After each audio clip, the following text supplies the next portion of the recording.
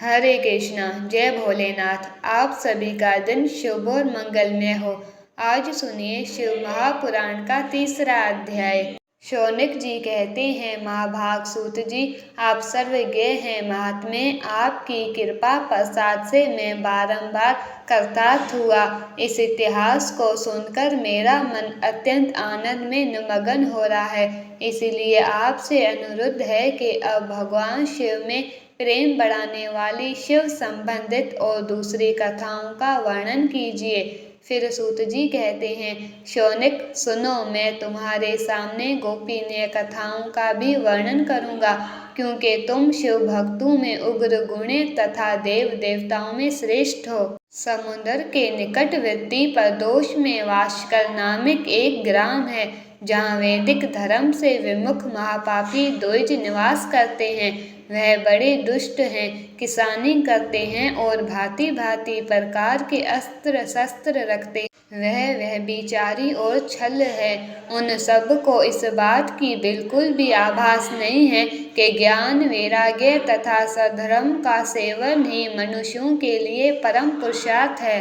इस तरह कुकर्म में लगे हुए इस बंदुक के बहुत वर्ष व्यतीत हो गए।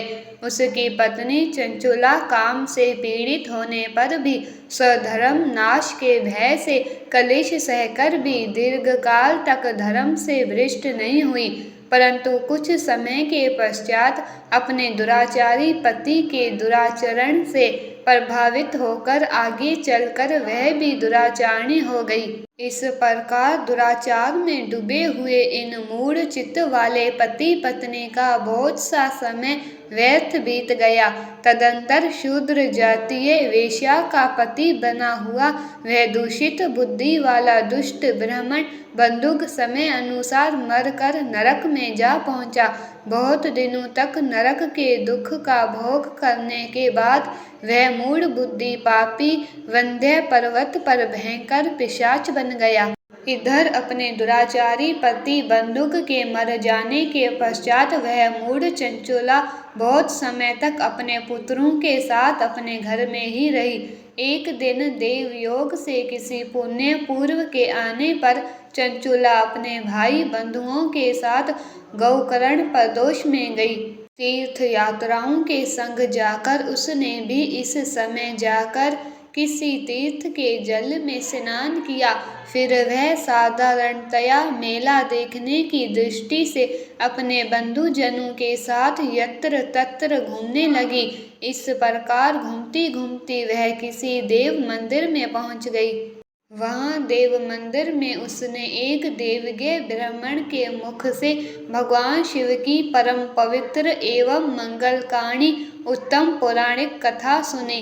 कथावाचक ब्राह्मण कह रहे थे कि जो स्त्री पुरुषों के साथ वह विचार करती है वह मरने के बाद यमलोक जाती है।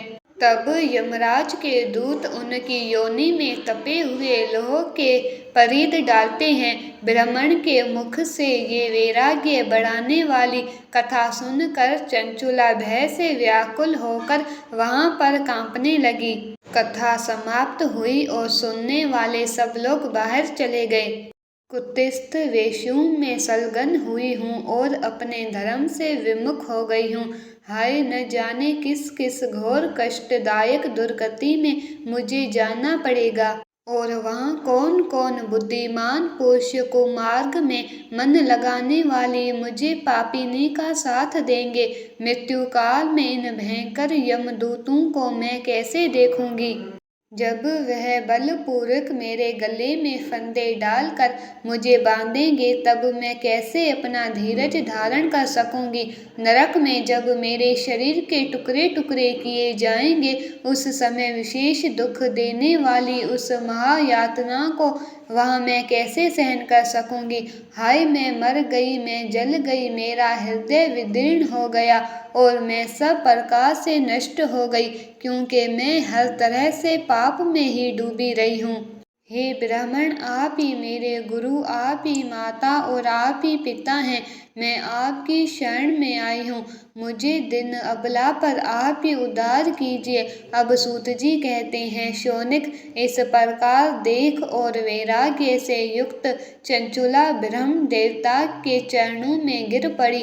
तब इन बुद्धिमान ब्राह्मण ने उसे कृपा पूर्वक उठाया और इस प्रकार कहा।